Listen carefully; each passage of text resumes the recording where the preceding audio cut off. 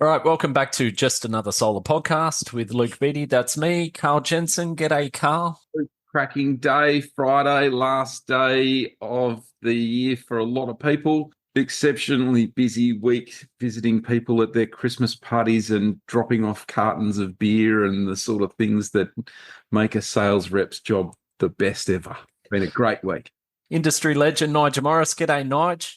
G'day, Luke. G'day, Karl. How are you? Very good. We're here for the last episode of the year. Yeah, it's I always find this last week really weird. You know, it's a combination of manic energy trying to get everything wrapped up for the year and thinking about what you got to get done over the holidays and what's coming next year. And also then there's this quietness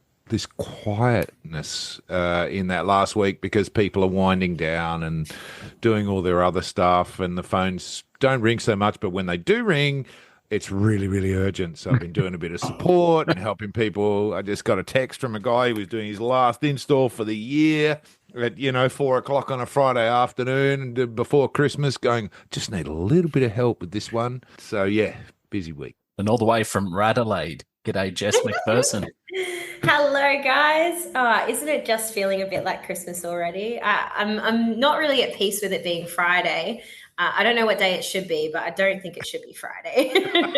And you'll note I didn't pump your tyres up that time, Jess. I've been overdoing the introductions for you, and this time I just kept it really, really cool. I appreciate that. I'm just a guy, you know. All right, so some interesting news. This is episode number 75 of Just Another Solar Podcast. And who would have thought, Karl, from the early days? And just like Spotify does their Wrapped, our podcast host does a similar thing. So I got some really cool data about what's happened this year. So we're in the top 25% of their podcasts. Our most popular cities in order are Sydney, Melbourne, which is closely behind, Brisbane, Perth, and Adelaide. So, Jess, get the word out. We're doing this. We are in 59 countries. Really? 59 countries, and it goes by downloads. But the top 5, it's no surprise that Australia's at the top of the list. I want you guys to guess number 2 in terms of countries. Oh, US. How did you get that, Nige? I would have said New Zealand, which was close behind them, but number 2, USA.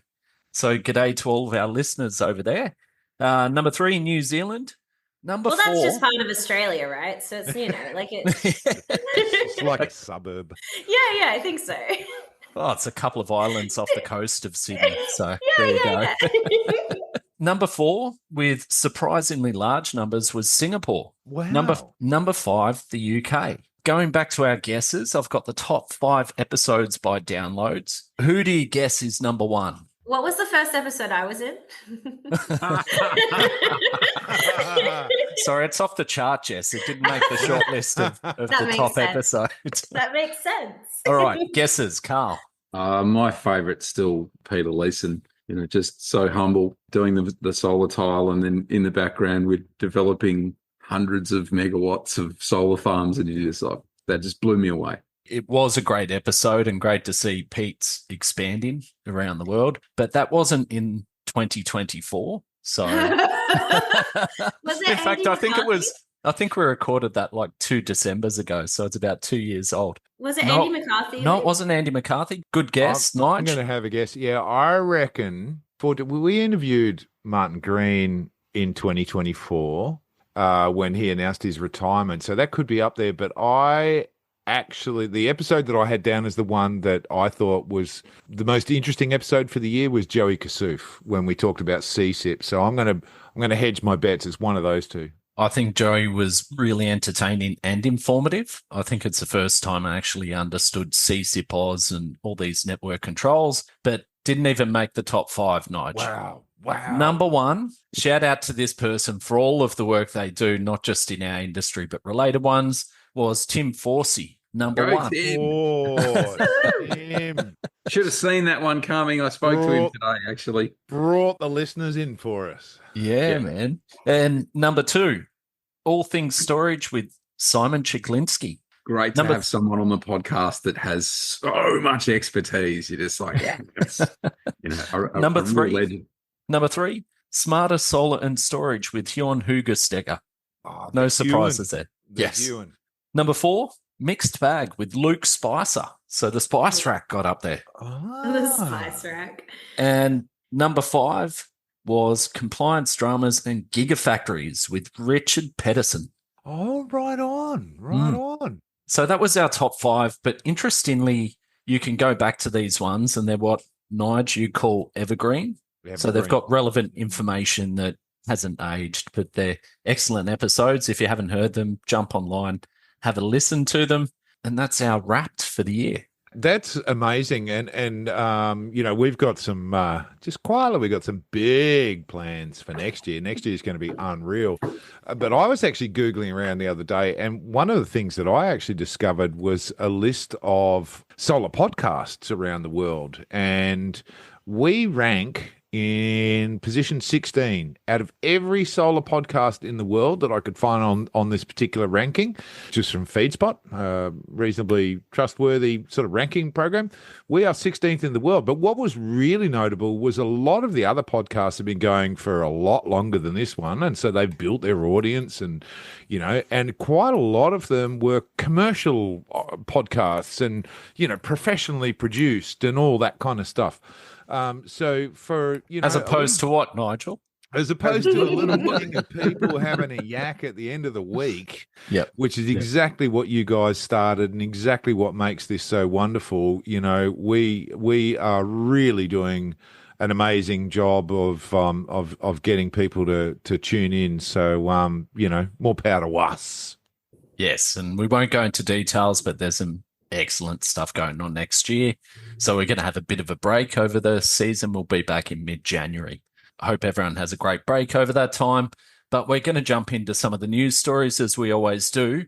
And hot off the press today, the Clean Energy Regulator has given a notice of intent to suspend Net Zero Environmental Group. What's the relevance of this, guys? I'm sorry, Luke. I haven't paid any attention to that. I gave all of my effort to reading the opposition's blurb and all the information around costings of the proposed nuclear power stations and what the AMO reports are and what they look like and what our generation looks like for the next, out to 2050. So I'll wait till we get to that one.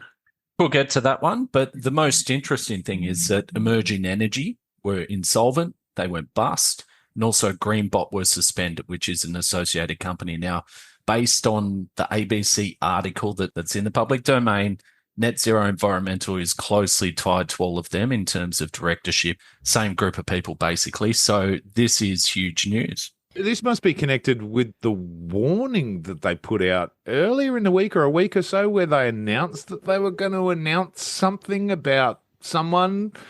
And so one would assume that this notice of intent is the next step in a process. It's a kind of a convoluted process. And of course, the reality is that Net Zero is still operational. They haven't been suspended from the program at the moment, but you can take it as read that, two things. I think the CEO are getting pretty bloody serious about this whole thing. And secondly, if there's warnings and then a notice of intent out there, you would be wise to take notice of that.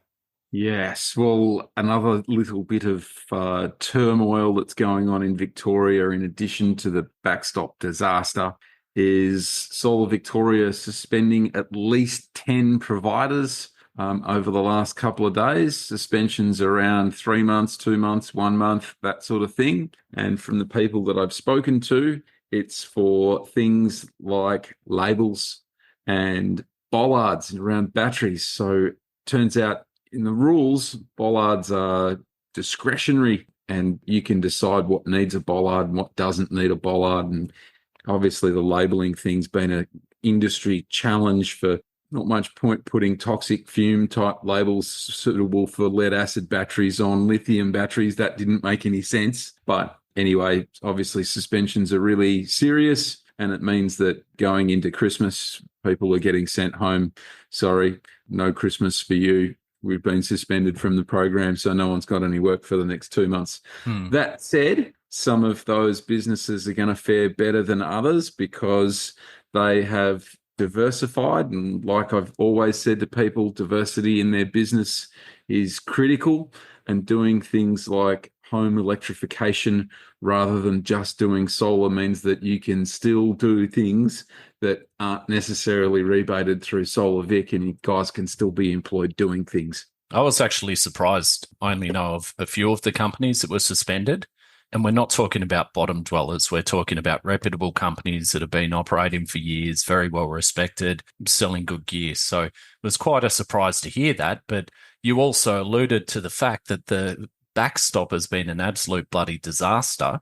Shout out to those who have been campaigning on social media and through the media, like Bobby McKibben and others who have been pushing this. But it's one thing on top of the other. We know that the issues with the backstop and with the DNSPs and actually getting jobs approved has held up people being paid for jobs. We know that businesses are suffering because of it. And then when you get these sort of suspensions on top, perhaps they're justified, but to be compounding one thing on top of another is absolutely crippling the industry in Victoria. Which is shocking given that we're still right up there in terms of capacity installs in the national market.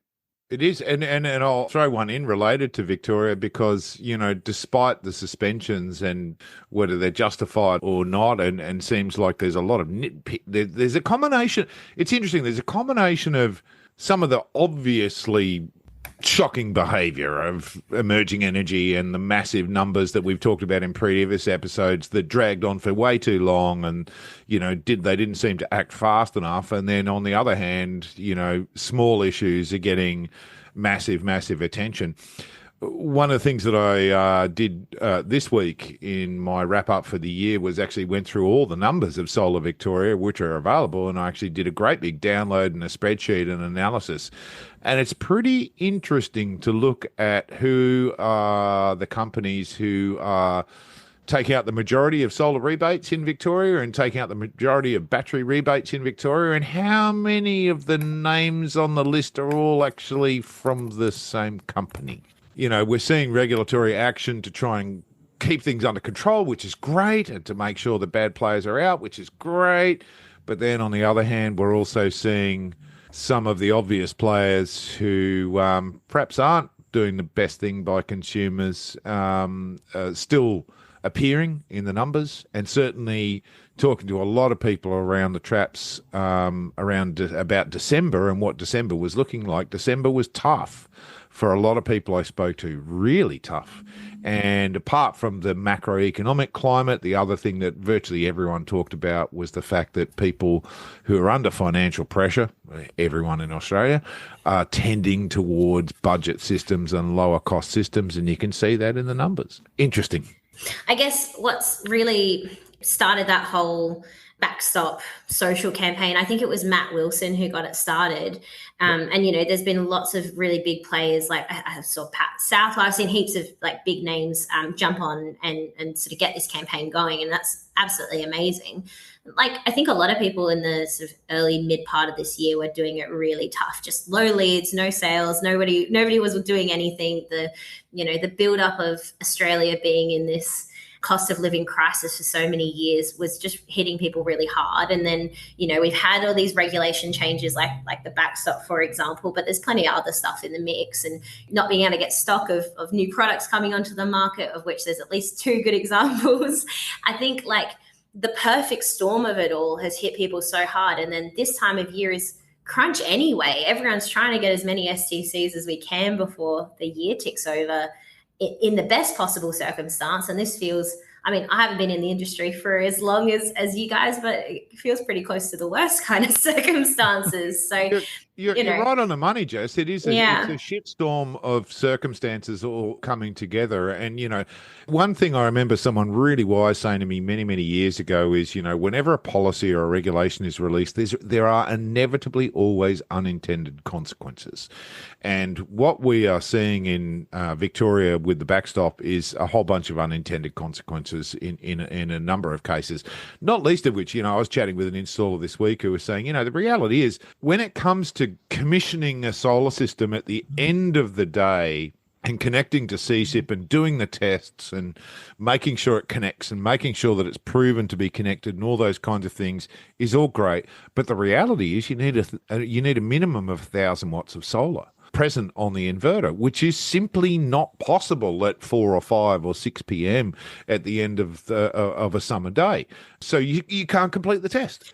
And Nige, in saying that, we actually have started our installers earlier in the day so that they're because pretty well every site we're doing is flexible exports here in SA. Yep. At least all of Metro Adelaide is flexible export by this point, pretty well anyway. Yep. So the guys are on site by 7:30 so that they're doing their capability test 2:33 instead of 3:34. And I love that. I love that. See, this is the whole point that I keep saying to people in the regulators in Victoria is there is so much that could be learnt from what's happened in South Australia and other places where this has been going on for ages. We didn't need to make this mistake. We didn't need people. There's a whole session. I'm going to put this to John Grimes for his upcoming conference next year, actually, that there should be a session on how to adjust your business for backstop. And we've got to target that at New South Wales as well. Yes. We now know it's coming in Q3 next year. The same issues are going to be happening in New South Wales. Everyone's got to adjust. Everyone's got to fine tune and get their business in shape and change the way they actually do solar installs so that they can get through this process. Whether you like it or not is not the point. Luke's got the early runnings on all of us because it's 50 degrees in Perth every day. Those guys roll up at the warehouse at 4 o'clock in the morning and they're loaded in the dark and they're knocking on the front door of the customer's house at 7 o'clock. But it's hard to get an apprentice to site at 9, let alone 7:30. No, it's a cultural change. If you put it to an apprentice, give them their first week on the roof in summer, and give them the choice, would you like to start 2 hours earlier? The answer is always yes. Yeah, everyone always adapts to it. Coming back to your point, Nige, AEMO has said that by spring next year that all the networks should be adopting backstop and using CCPOS protocols. So the first point I'll touch on is that South Australia went through the pain first. We're seeing it in Victoria. New South Wales is almost a place money that they're going to face the same issues and have the same problems and network by network. But then we're going to have a situation where all of the NEM is adopting it. So 2 points there. The first point I'd say is that businesses do need to have a look at what's happening in those areas where it's already been adopted and adjust their business models. The second thing, and the one thing I've been harping on for months and months and months, is that we need standardized testing, both around for products assurance to make sure they comply with it, but also maybe in how they're doing their demonstration. The testing that the DNSPs are doing in the process should be standardized. When you reinvent the wheel in Melbourne for their backstop, when they could have learnt the lessons from South Australia, well, it's like going from scratch and going through all the problems. Whereas if we take the learnings and we take the processes and duplicate them, then we've got a better idea of how it's going to roll out. I find it terrible that the regulator allows SP AusNet to invoice their customers $21 million for their expenses in rolling out their technology to make this happen, and it doesn't fucking work. All right, I have to jump in. Last episode of the year, we have to go to a good news story because Nige, Scott has given us guidance. I actually sent him a message after the last episode, and I said I don't want to end up in a I said I don't want to end up in a Kendrick Drake scenario. I've given you a bit of stick, but it's all lighthearted, mate. It is good advice to have some good news stories. And Jess, as you jumped on, you were bursting at the seams when we talked about Spotify Wrapped and Buzzsprout Wrapped, and you had another example that was pretty cool.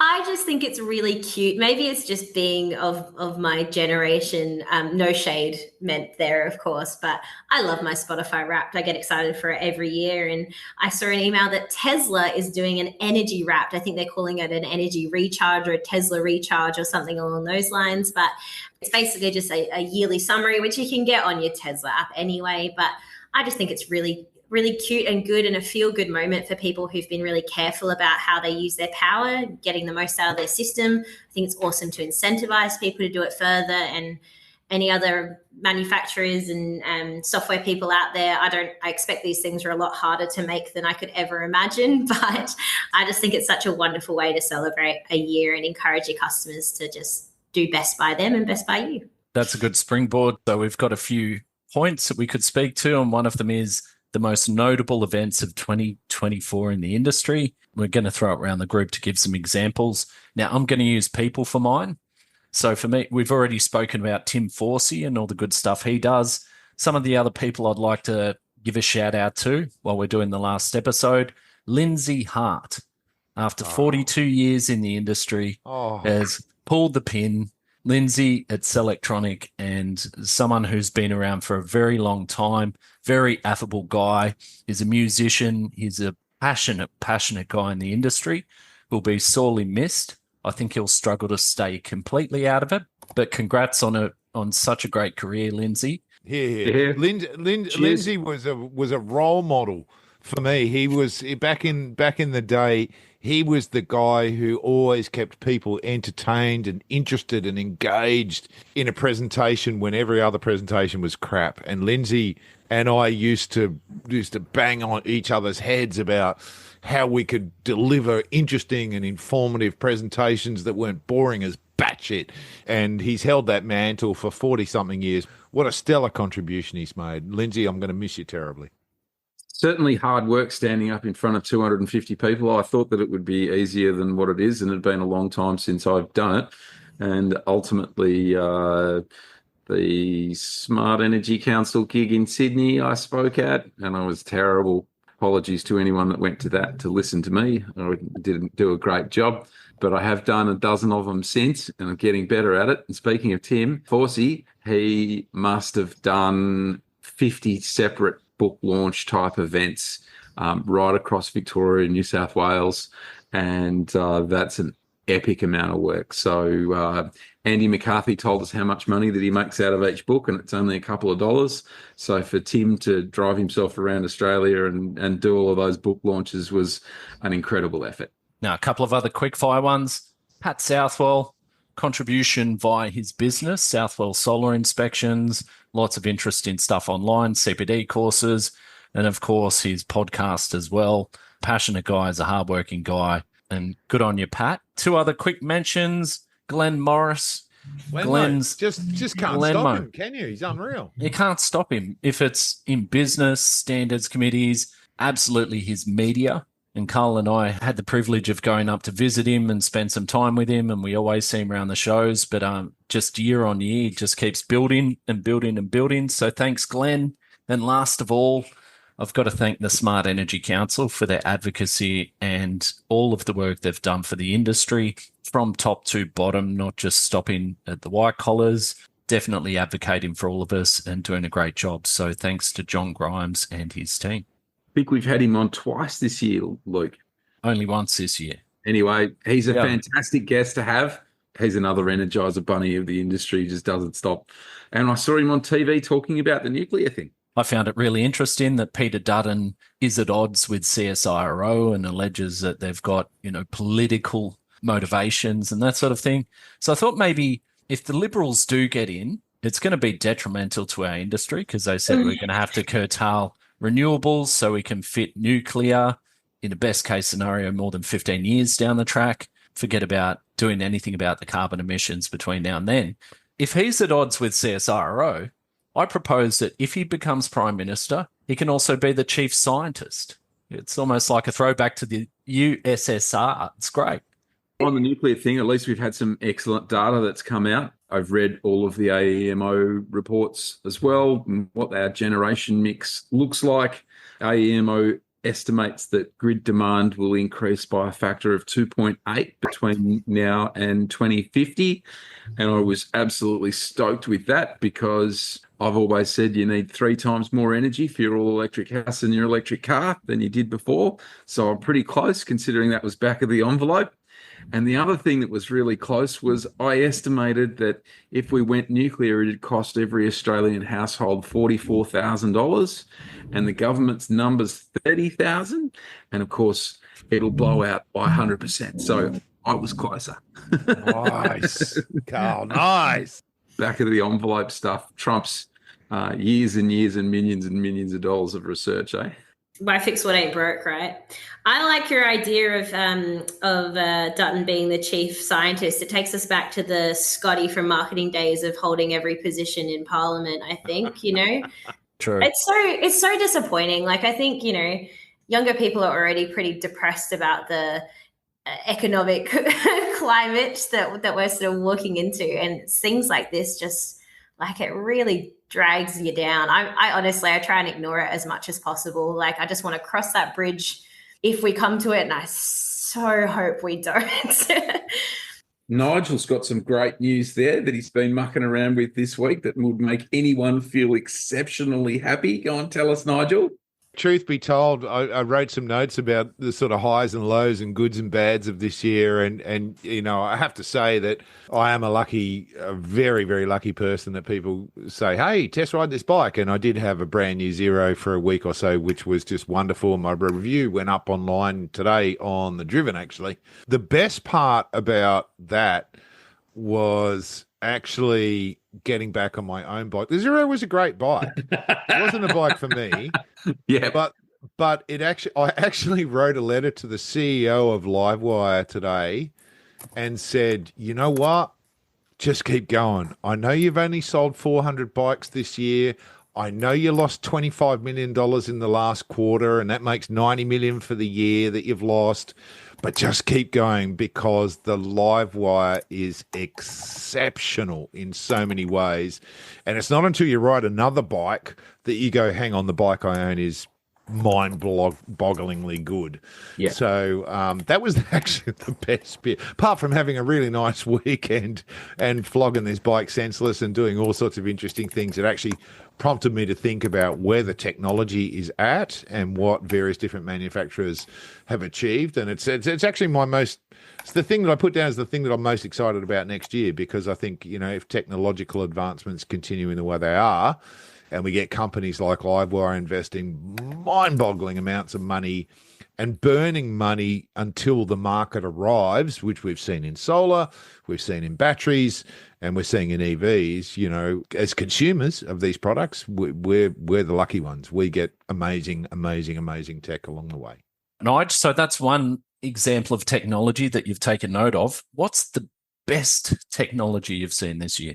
That's a really good question, and I'm going to throw two in there. Number one, there was an announcement from the Philippines actually overnight that they're about to put the biggest combined solar and storage system in the world online within a couple of years. It was 3.5 gigawatts of PV, which is not the biggest in the world. The biggest is 5 for a single power station in China, but they're adding 4.5 gigawatt hours of storage to that system, which makes it really, really amazing, transformative for a country like the Philippines.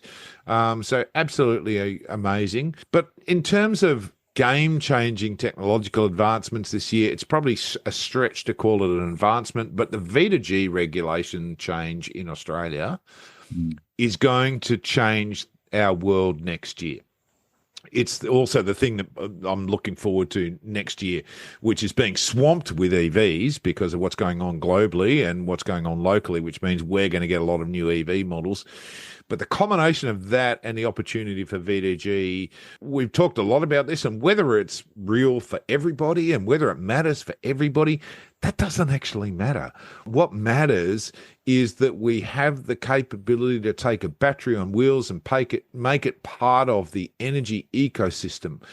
And the energy ecosystem is intrinsic to the economy, to people's lives. It's a huge part of everything we do. The transformative nature of V2G, absolutely the big one for me. I do agree with you with the V2G, by the way. Very exciting and transformative. With the Philippines, I thought it was like hundreds and hundreds of islands spread all around.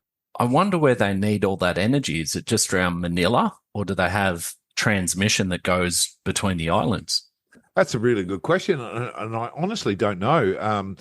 Years gone by with my old associates at BP Solar, we did tons of work in the Philippines on many, many projects. And of course, it's a nation of islands, the Philippines. So it's undoubtedly probably going to be, it's got to be distributed, although their energy demand is going through the roof, like all countries. Electrification continues all around the world. And so that's a good thing. That's something we can dive into next year when we do the research and find out what it is they're actually going to do.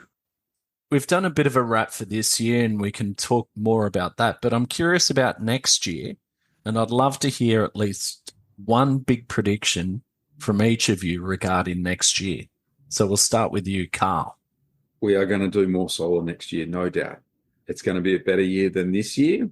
Heat pumps are going to be better next year than this year. Particularly surprising, the numbers from the Office of Renewable Energy Regulator say that we put in 42,000 less heat pumps this year than we did the year before. And that's a huge shock to people looking at the numbers. Ultimately, New South Wales shot themselves in the foot with both barrels with the $33 hot water. And I think that they've shot themselves in the foot with both barrels with the battery rebate as well, because we stopped any demand for, 6 months or more in New South Wales. And you just can't make that ground back up. And I don't think that $2,000 is enough money to really make a transformative change to the uptake of batteries. So I do think that people are understanding that generation is important. To at least plan for batteries somewhere down the line is good. So I think that between us and other manufacturers, I think we'll see more hybrid inverters coming to the market, because that's where the game's at.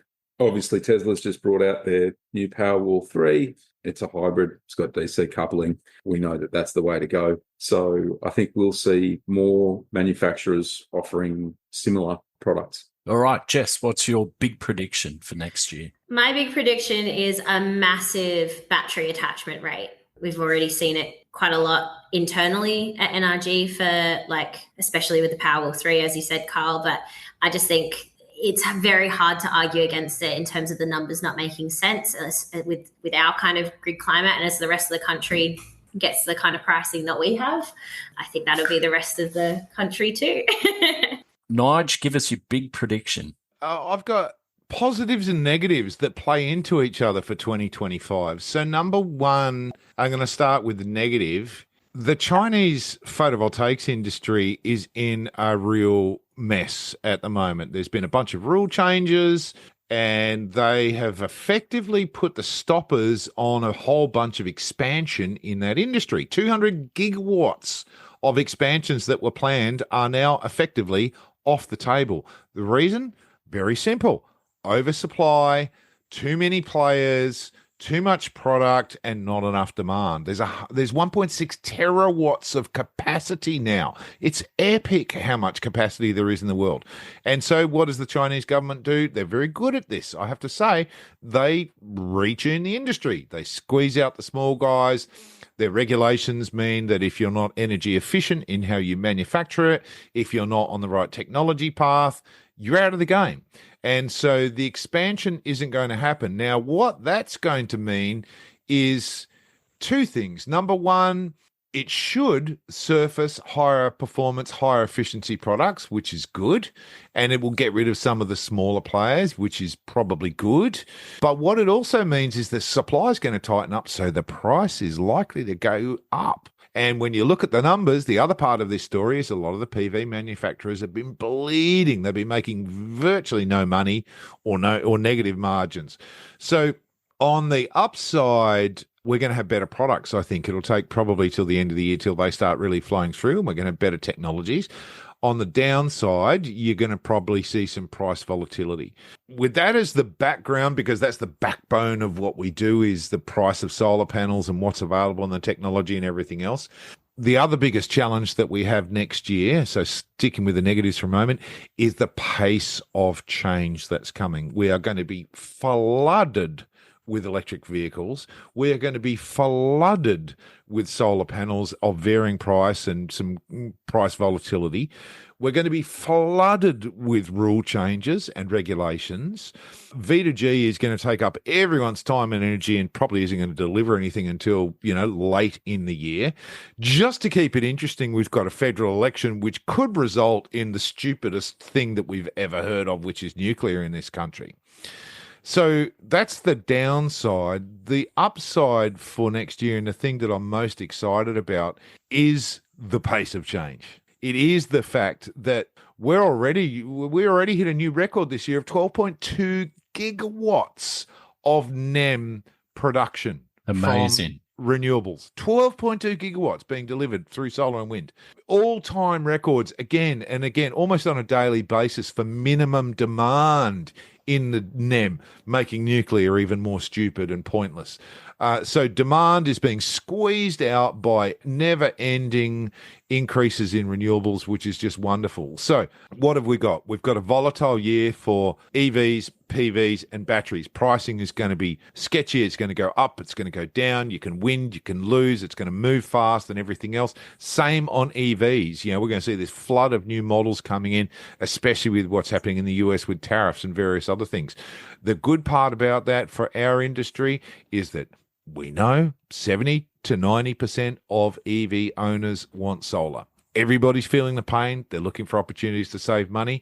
It's from petrol prices and it's from energy prices. So I think it's going to be another year a bit like this, where it's been a bit bumpy. We're going to have ups and downs. We're going to have challenges. We're going to have the never-ending competitive cycle. But most of all, by the time we do this episode next year, we're going to be sitting here talking about the technological advancements that we've made through the year and going, who knew that we could You just did a whole episode on your own there, Nigel. Sorry, Karl. Sorry, Scotty. He needed to get the word count up. And there's another interesting point I'm going to make. It is possible the coalition will get in. We've seen this around the world where there's been a push against the incumbent governments, and that's a trend that we're seeing. Dutton seems to be playing the Trump playbook, which is just, I'm against that, build a wall, Nigel, as you've said before. One of the key points of the nuclear strategy is that gas needs to be part of the transition in a much bigger way. So if we're talking about reducing bills, we know that gas pricing is volatile. We know that it's going up. We know that Australia is one of the largest exporters in the world, and we're in the middle of a gas shortage. And the gas lobby is very strong with all forms of government, federal, state government. So it's really pulling the wool over our eyes to say gas is the safe way to transition until we need to get to nuclear. They're also saying that we need to keep the coal plants going for longer. Now, number one, they're privately operated. They're already heavily subsidised, because a lot of the coal plants are trying to keep going are very old. And it's no different to having a very old car. If you've got a 20-year-old car, you're going to have to do a lot more work on it. You're going to have to find all the parts for it. You're going to have downtime. Very similar thing. So they're looking at the nuclear and saying, hey, it's going to be cheaper, which it's not. I agree with CSIRO's figures over Ted O'Brien and Peter Dutton's figures that they're just pulling out from an associated research group that they've effectively funded to give them the information that will help them push their cause. But what it is, keeping coal going for much longer, ramping up gas. And why would we do that when we have the best solar climate in the world? And you remind me, actually, that one of the other things we've got to be prepared for, listeners, is that next year in New South Wales, if you're a New South Wales solar owner, the solar tax becomes mandatory, which we'd almost forgotten about the solar tax in amongst everything else, but that becomes mandatory next year, right? Now, it's kind of neither here nor there at the end of the day. It's a small penalty. It's just another mechanism like the backstop, like flexible control, like dynamic control, like all these other mechanisms, like tariff structures. It's just another mechanism to try and change people's behavior around when they buy and when they sell energy. Which is interesting around that 4.5 gigawatt hours of storage. I always think to myself, if you've got really cheap energy in the day, then you can encourage people to use it in the day. And if they use it in the day, they use less of it at night. So I'm scratching my head as to how they've figured out that they need that much storage. It's crazy. It's crazy. And whatever happened to Snowy Hydro? Where's Snowy? Snowy too. Weren't we supposed to have 6 trillion bazillion terawatt hours of storage in Snowy 2 or something? It's coming, Nigel. It's 200 gigawatt hours. We need, according to AEMO, about 500 gigawatt hours. They've just bought another tunnel boring machine. They're going to go at one of them from the other end in order to meet their deadline. And it doesn't really make any difference because they're only 75 million, and when talking 12 billion for the project, 75 million doesn't really matter. So the good news is maybe they can use that to store the excess energy from the nuclear plants, which can't be ramped down, so they can just dump it into hydro pumping. How do we capture the hot air coming from the coalition at the moment? I'm going to say this. If I grabbed you from 5 years ago, Nige, in a time machine and put you into the present day, you'd be flabbergasted at how much has changed in the industry, in the regulations, in how the market's operating. And I say that again, that because it is changing so rapidly in all of the above and the technology, of course, we're not going to know the industry in 5 years' time. It is moving so rapidly that really trying to pin down what renewables is doing today and extrapolate that or push it out to 2030, 2040, 2050 is going to be so wrong, because There's the thing, like we saw in the news yesterday, the Yanks are going to have a working fusion tokamak reactor that will power 200,000 homes in like 5 years. So Dutton's already out of date. We should be building fusion reactors. And even if we go back to that 5 years ago, Dutton was out of date then too. You're right, Luke, in that you can't pick the detail. You can't pick which regulation or which technology is going to emerge at what time or what's going to slow down a technology. I mean, the EV slowdown, frankly, I think caught almost everyone by surprise. And I think the slower than expected uptake of stationary batteries took everyone by surprise. I know when we looked at our projections many years ago, we expected we'd be way further ahead than we were in batteries than we are now. So you're right in the technical and individual details of each of those schemes. But what I can tell you that we predicted right is that nothing fucking stays the same, and that change is absolutely inevitable. It'll probably come faster than you think. The regulators will screw it up more times than they'll get it right. And it'll just be the same as it's been for 32 years. I've been in this industry, and for 32 years, every time a regulation comes out, there's been unintended consequences. Every time a rule change comes out, even as well-meaning as it is, there is something about it that makes it almost redundant by the time it hits the market. And we've got exactly the same thing. The solar tax that's due to come out next year is already redundant before it hits the market. We've already got more mechanisms and more programs and more rebates putting batteries in people's homes that are going to mean that it doesn't even do anything. And I've already predicted, I think, on this show that it'll be dead within 1 to 2 years, and it'll just be pushed off the side of the cliff like so many other programs. So, that is consistent. The shitstorm is consistent. The shitstorm is consistent. You heard it here first. All right, guys. So we're going to wrap up shortly. I'd just like to say that we're going to have some excellent guests next year. There's some really interesting things with the format and some big announcements as well. And just put the feelers out that if you or someone from your company or organization would like to come on the podcast next year, please reach out to us. If you've got something to add to the public discourse, reach out. We're definitely open to hearing from interesting people coming on and telling their stories. So before we wrap up for the year, let's go around and we'll start with you, Jess. Oh goodness, what a year, what a whirlwind year. I'm really, really excited for next year. I think the momentum, like Nigel said, the momentum that the industry has is really, really energizing. And I can't wait to ride it into the next year, and wishing everyone such a happy Christmas, New Year's, whatever you celebrate. We'll see you on the flip side. Next up, Karl. Yeah, I've got nothing to say. Solar coaster, what a year. The industry really has lived up to that name once again. And it's been a tough year for a lot of businesses. I think the majority of them have survived, which is great. I did read a number the other day. So apparently this year, solar industries globally installed north of 600 gigawatts. Australia's somewhere between 3 and 4. So 600 gigawatts is an absolutely enormous amount of solar panels that have gone in around the world. And that trend is accelerating. And Nigel tells me that, we're making 1.5 terawatts of panels, which is just absolutely bonkers. That's a huge number. And Mr. Morris. Yeah, I feel like 2024 was I agree, it was a bumpy year, but I also think that it was the first real post-COVID year for us. We kind of forget that we had this pandemic that changed all of our lives and made everything different in the world. And 2024 was kind of that adjustment phase, that transitional phase when everyone got back out onto the streets and got things rolling again and got their businesses restructured and all those kinds of things. I'm actually hopeful that, notwithstanding the election and the machinations of what will go on globally, I'm actually hopeful that 2025 might be a little bit more stable and a little bit more consistent. We've all adapted to the new world that we live in now post-pandemic. So I'm actually quietly optimistic that everyone's going to kind of buckle down and knuckle down next year, and we'll all have a little bit more stability throughout the year is my hope.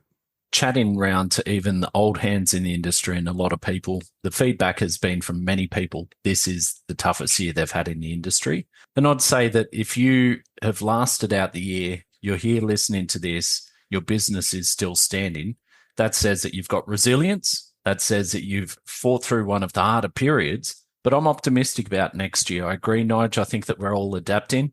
As you adapt, you strategize, you evolve and you move. And if you can keep following that, I reckon that next year is going to be an excellent one for you. My only bit of advice is to take the downtime when it's there. I know I've got a tendency that I'll go on holidays and I run around like a blue ass fly doing stuff around the house and socializing and just running around the whole time. But sometimes the best thing you can do is stop, reflect, plan for next year, and just let everything slow down for a sec. So hope you all have a great break. You get the chance to have some downtime. And we're going to hit it hard in 2025 and hoping everyone has an excellent year ahead. So thanks for listening, and also the feedback we've got and the input from all the amazing guests we've had on, all colors of the rainbow in terms of what's happening in the industry, and look forward to having more great people on the show next year. We hope to catch you then. It'll be mid-January, so make sure you tune in. In the meantime, there's lots of evergreen episodes you can pick up while you're doing jobs around the house or just relaxing and napping on the couch. Hope you have a great break, and we'll catch you in the new year.